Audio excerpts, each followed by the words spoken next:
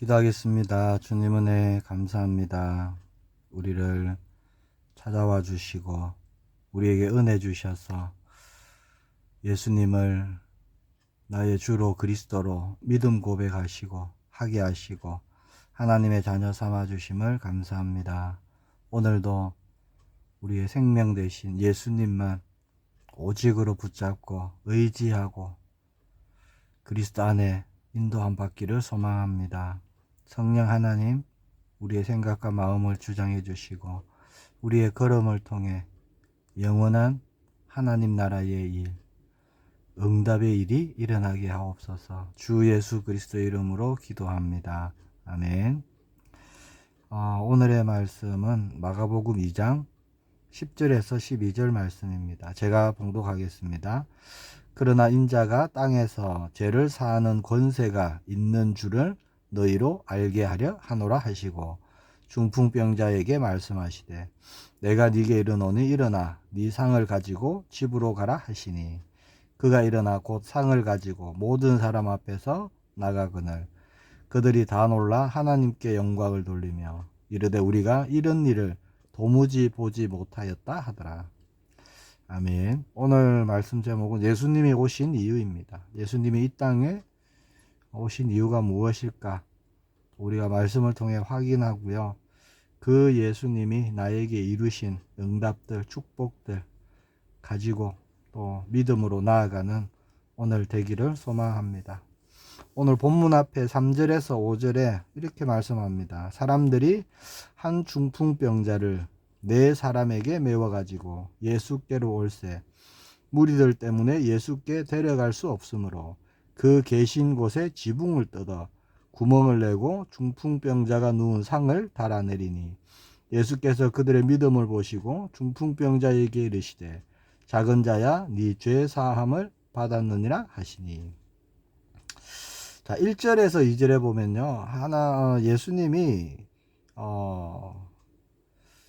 한 집에 들어가셨어요. 근데 예수님을 찾아온 사람들이 얼마나 많았던지 그 집 문 앞에까지도 사람들이 꽉 찼던 겁니다.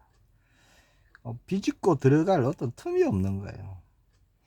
그런데 갑자기 예수님이 그 계신 지붕이 갑자기 뜯어지고 그 뜯어진 지붕으로 네 사람이 한 중풍병자가 누운 침상을 달아 내리는 겁니다. 예수님 앞으로. 이거 무슨 일이죠?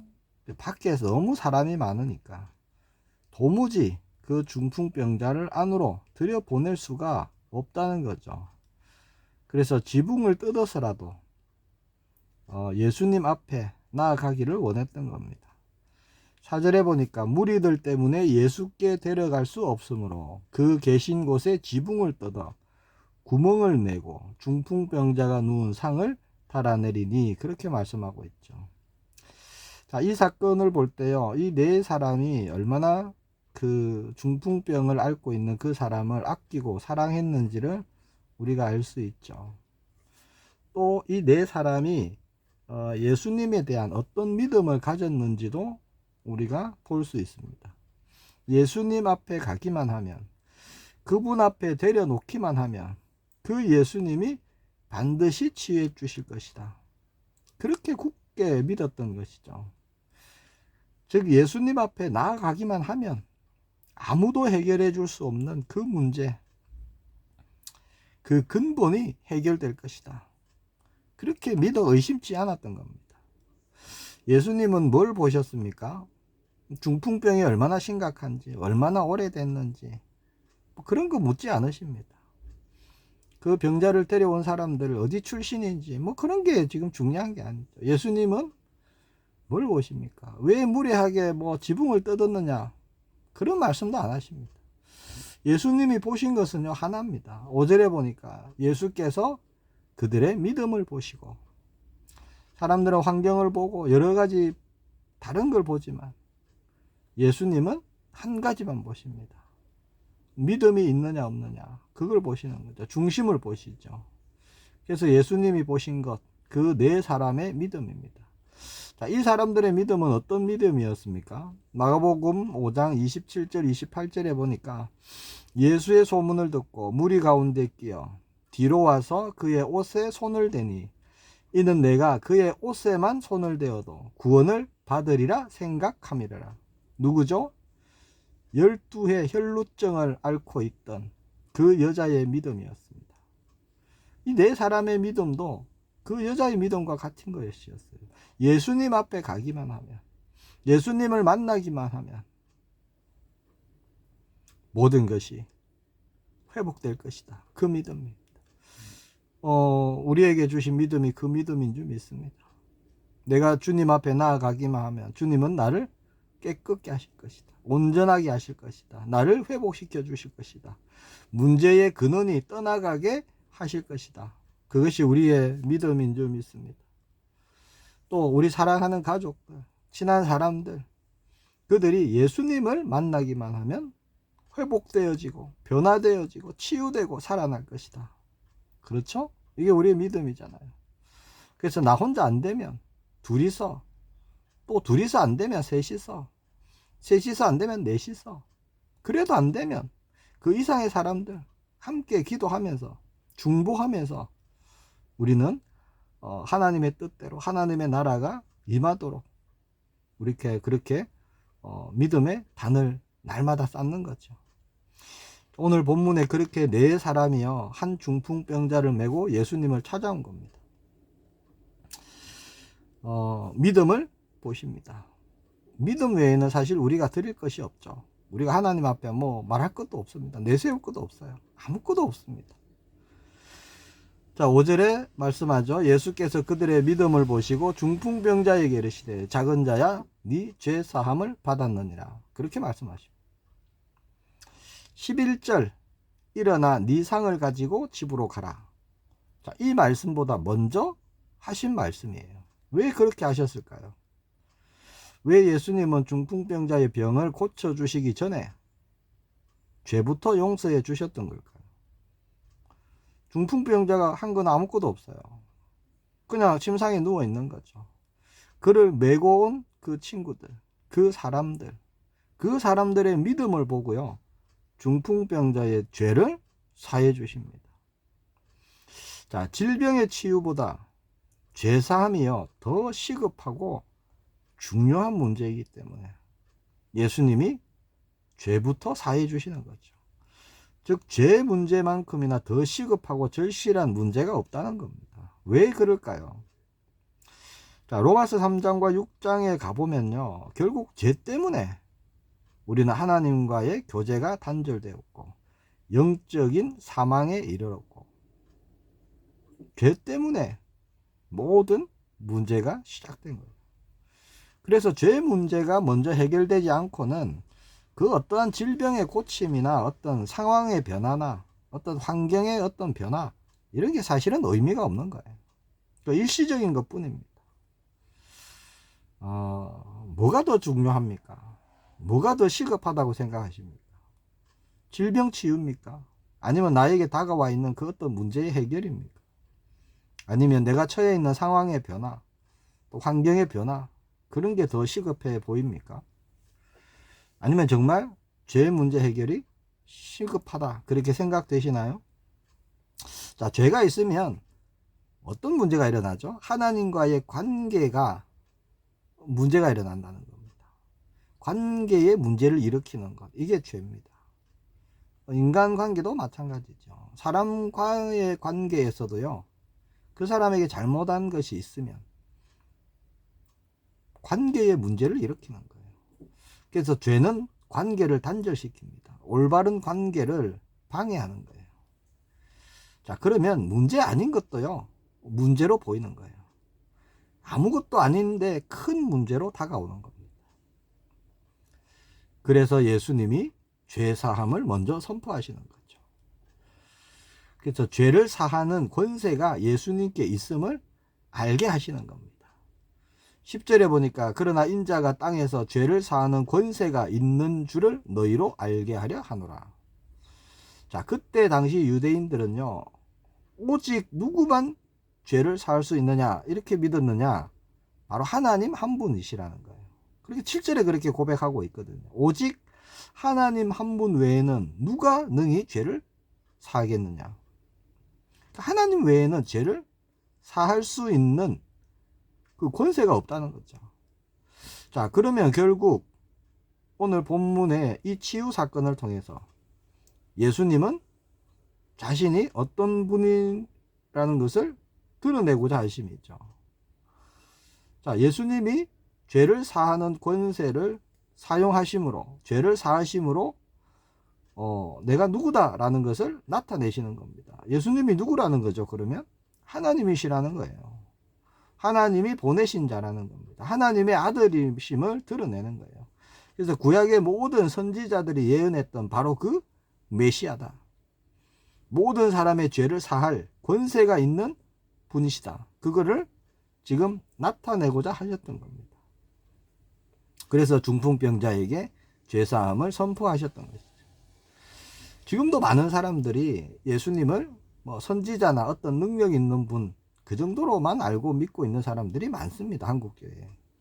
능히 모든 죄를 용서하실 살아계신 하나님의 아들, 그리스도, 주, 그렇게 믿고 고백하는 사람은 사실 많지 않습니다. 자, 그렇게 예수님이 오신 이유는요, 죄를 사하시고 구원을 이루기 위하심이죠. 자, 그 일에 있어서 필요한 것이 또 하나 있었습니다. 십자가에서 하신 일이죠. 그게 뭐냐? 요한일서 3장 8절에 죄를 짓는 자는 마귀에게 속하나니 마귀는 처음부터 범죄하니라. 하나님의 아들이 나타나신 것은 마귀의 일을 멸하라 하심이라. 자, 예수님이 오신 이유 중에 또 하나가 뭐냐? 마귀의 일을 멸하려 하심이다 하는 거죠. 마귀의 일이 뭘까요? 범죄하게 하는 것입니다. 사람에게. 그래서 하나님과의 원수의 자리에 계속 있게 하는 거예요. 그리고 죄를 통해서 자기의 지배하에 사람을 딱 가둬두는 겁니다. 끌고 다니는 거죠. 결국 죄 때문에 죄의 삭신 사망에 이르게 하는 겁니다.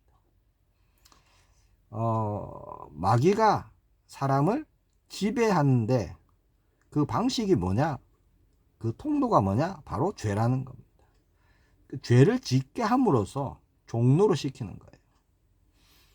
그래서 죄를 범하는 자마다 다 죄의 종이 될 수밖에 없다.